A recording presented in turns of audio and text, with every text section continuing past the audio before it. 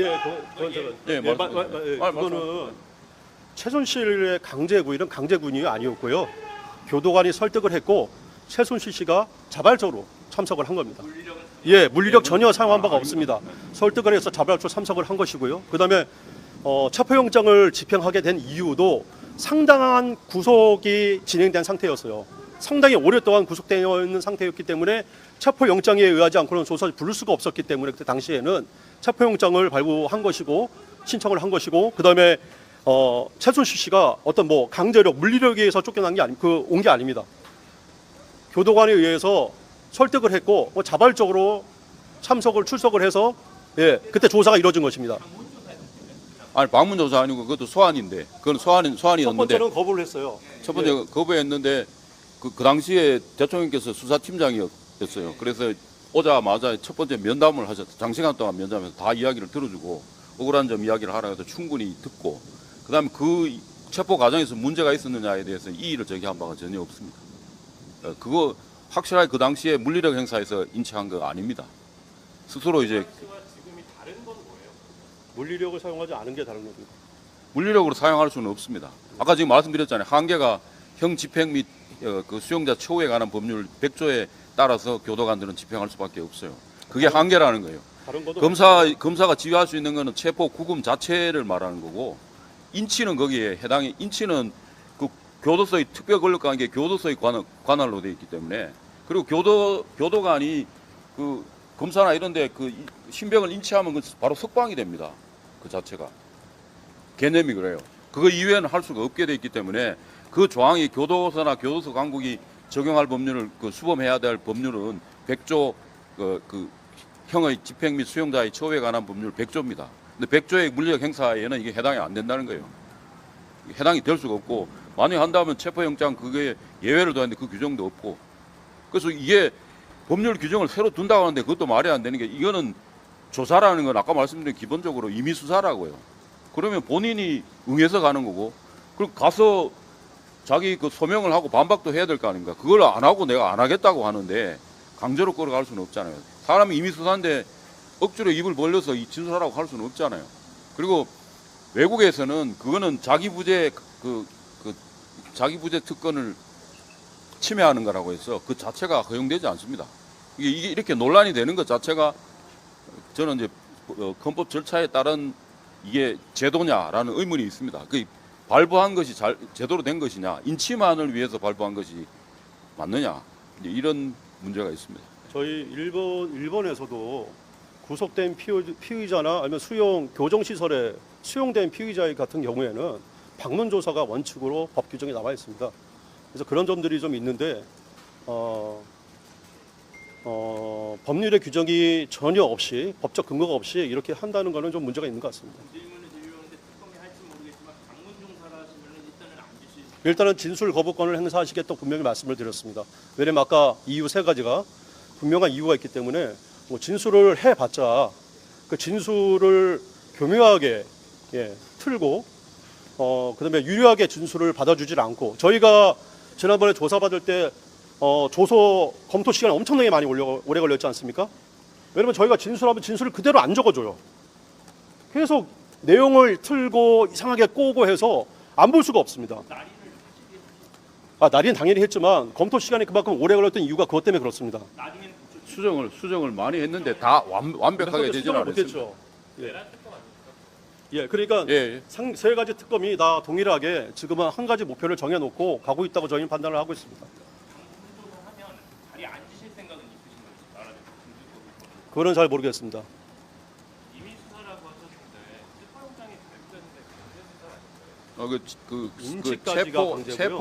체포라는 거 영장 자체를 그 강제 수사의 방법으로 하는 것이지 말씀드리면은 이 구속영장이 발부된 주요 이유가 증거인멸이나 도주나 우려나 증거인멸 아니겠습니까? 물론 소명은 또 다른 문제지만 되게 그걸로 하잖아요.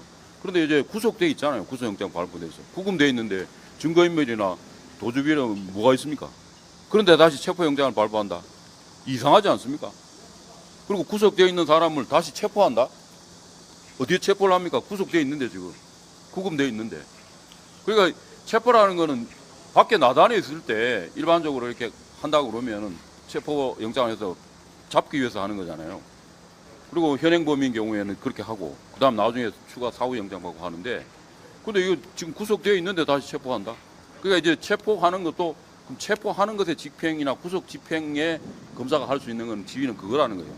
그래서 81조 3항에 있는 것은 교도관이 사실상의 집행한 기관으로 여러 개 나열되어 있는데 그중에 3항이 예외적으로 구금된 피의자의 경우에는 교도관이 하는 거고 그 교도관이 집행하는 거는 구속 체포하는 그 자체 교도소에 이제 수감하는 걸 말하는 것이지. 그래서 구속영장의 3항의 경우에는 석방될 가능성이 있어서 추가로 구속영장을 발부할 때에 해당되는 겁니다. 그러니까 대비해서. 근데 이 경우에는 지금 구속되기 그게 해당이 안 되잖아요. 그런데 체포영장에서 81조 3항의 구속영장 부분을 준용한다라고 돼 있는 그거에 터잡아서 이렇게 하는 것은 인치를 위해서만 하는 거는 법리상으로 안 맞다는 거예요. 구속돼 있잖아요. 지금 구금돼 있는데 신체가 자유롭지 않게 돼 있는데 거주 이전의 자유가 완전히 제한되고 이렇게 돼 있는데 그 구금 장소는 바로 서울구치소고 그렇게 돼 있는데 그것을 무슨 다시 또 증거인멸이나 그 도망 우려가 있어서 다시 체포한다? 이게 이중이잖아요. 이중 제한이잖아요. 그 자체가 사실은 명백히 따지면 우리가 뭐 위헌 제기할 수도 있지만 명백히 따지면 이게 그 자체가 체포영장 청구 자체가 위헌이라는 거예요. 사실 법리상으로는. 오늘 집행에 들어올 때 저희가 이런 법리적인 부분은 특검 검사들에게 충분히 다 설명을 했고요.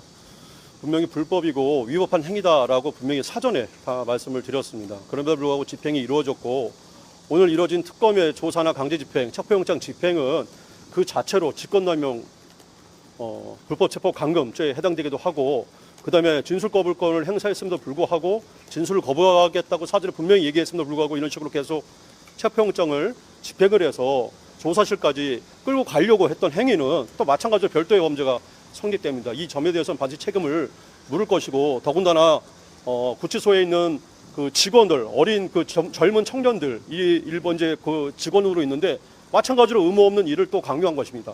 예.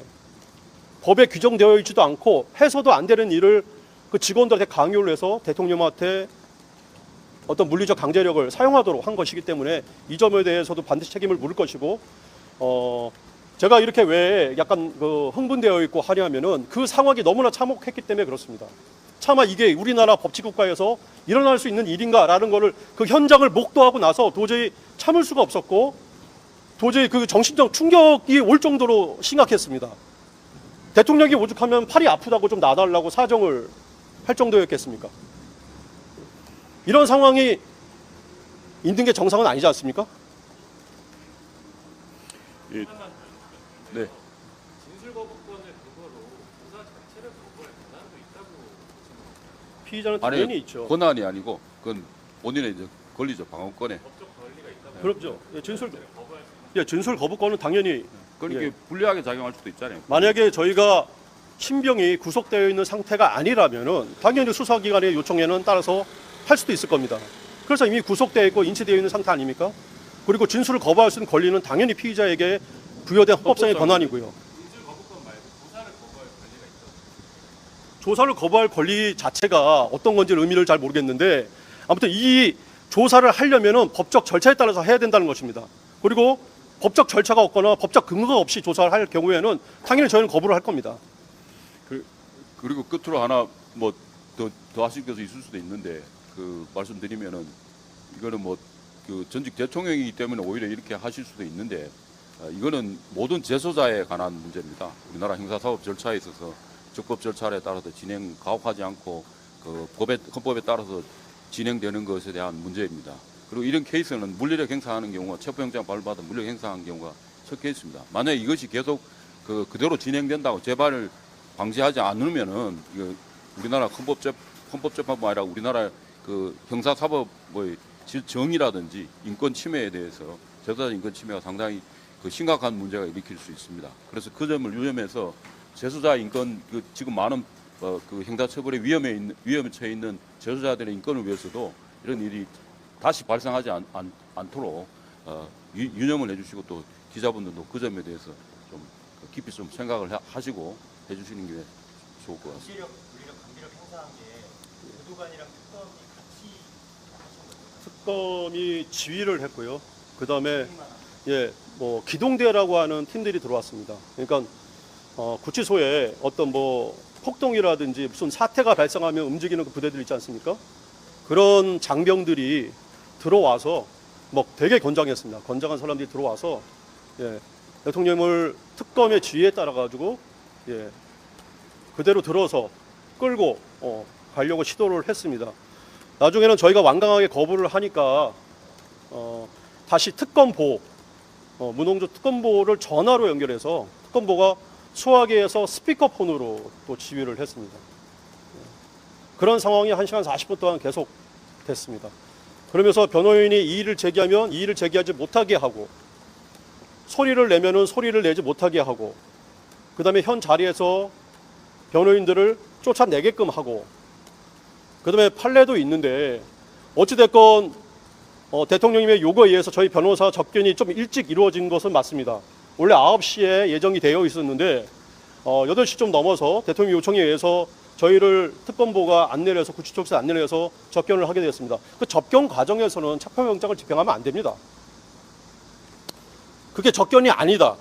접견실이 아니기 때문에 접견이 아니다. 이런 논리를 황당한 피를 피는데 접견이라는 것은 장소 여하를 불문하고 피용자, 수용자와 변호인이 만나면 접견입니다. 뭐 헌법상 제한 없이 예. 변호인의 그런 조력을 받을 권리가 변호인의 있습니다. 조력을 받을 권리마저 배제하고 나가라고 하고 말 못하게 하고 지금 접견하고 있고 얘기 나누고 있는데 변호인들한테서 아무런 조치를 하지 못하게 하고 이런 모든 과정이 다 불법이라는 것입니다.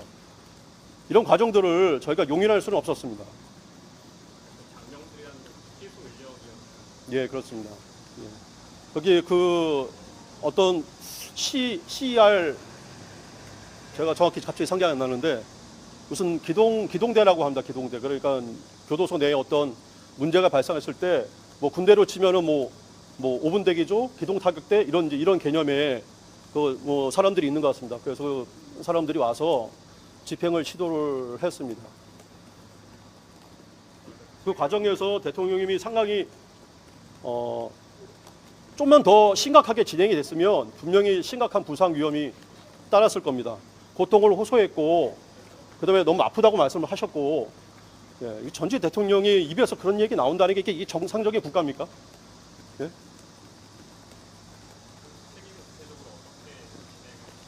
추후에 관련자들과 관련돼서 직권남용, 불법체포 감금죄와 관련해서 고발을 할 거고요. 그 다음에 또 이 집행에 참여한 특검부부터 시작해서 전부 다 마찬가지로 고발을 할 생각입니다. 법리 검토는 구체적으로 범죄 혐의는 법리 검토를 통해서 구체적으로 적시를 하겠습니다.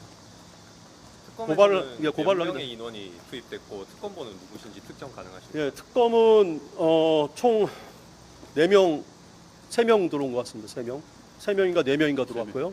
그다음에 검사 1명 들어왔고요. 그다음에 경찰에서 1명 들어왔고요. 그다음에 수사관 1명 이렇게 들어온 걸로 기억이 됩니다. 뭐 정확한 이름이나 이런 것들은 밝히기가 좀 곤란합니다. 자, 그러면 지금부터 잠시만 주목해 주시기 바랍니다. 제가 구독자분들을 위해서 선물 하나를 준비했는데요. 제가 항상 여러분들께 드리는 말씀이 있습니다. 뉴스만 평소에 잘 챙겨보셔도 돈이 되고 돈을 벌 수 있다라고 말씀을 드렸는데요.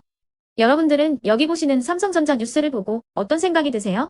아니면 정치인들의 뉴스, 날씨 뉴스를 보고는 어떤 생각이 드시나요? 그냥 뉴스만 보고 끝내는지 아니면 이 뉴스를 어떻게 이용할 수 있는지 이 부분을 고민하고 계시는지를 되물어보고 싶습니다. 그 이유가 뭐냐 하면 제가 지난번에 여러분들께 뭐라고 말씀을 드렸었죠? 지금은 반도체 섹터를 눈여겨보셔야 한다고 말씀드렸습니다. 그리고 나서 이런 썸네일들 뉴스를 통해서 많이 보셨을 겁니다. 반도체 내용이 이슈가 됐을 때 부자들은 어떻게 생각한다? 반도체 관련주들은 뭐가 있는지, 어떤 종목이 가장 좋은지, 어디에 투자해야 돈이 몰리는지 자연스럽게 생각한다고 제가 말씀을 드렸죠. 그 이유가 뭐냐 하면 부자들이 봤을 때는 이슈가 곧 돈으로 이어지고 그 이슈가 나에게 돈을 벌어준다는 경험적 확신이 있기 때문에 부자들은 항상 이런 사회적 이슈를 관심있게 챙겨본다고 제가 말씀을 드렸습니다. 이번에도 마찬가지인데요. 제가 지난번에 시청자분들과 함께하는 주식으로 수익 내기 이벤트를 진행했었죠. 당연히 100% 무료로 진행을 했었고요. 여기 보시면 아시겠지만 제가 지난번에도 구독이라고 보내주신 모든 시청자분들께 반도체 관련주 중에 가장 크게 급등할 딱 한 종목, 많은 종목도 아니라 한미 반도체 한 종목을 여러분들께 추천드렸어요. 그러면서 여기 나와 있는 대로 정확히 얼마에 매수해야 하는지, 그리고 수익률이 어느 정도 나왔을 때 팔아야 하는지를, 이런 부분들까지 여러분들에게 정확히 알려드렸었는데 지금 실제로 어떻게 되었다? 오른쪽을 보시면 아시겠지만 제가 지난번 문자 발송으로 이 한미 반도체를 소개해드리고 나서 실제로 이렇게 5배 이상 어마무시한 상승이 나왔습니다. 100만 원만 투자를 했어도 무려 500만 원이 넘는 수익금이 생긴 거죠. 그래서 당시에도 굉장히 많은 분들이 제가 드린 이 한미 반도체로 수익을 내실 수가 있으셨을 텐데요. 다시 한번 축하드린다고 말씀을 드리겠고, 이번에도 마찬가지입니다. 앞으로도 2024년, 2025년 계속해서 기대해볼 섹터는 AI입니다.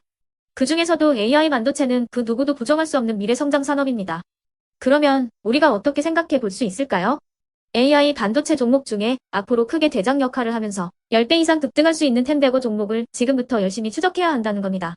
큰 돈을 투자하지 않더라도 월급의 일부분 아주 소액이라도 이 종목을 모아가야 수백 %의 수익률을 손에 쥘 수 있는 것이죠.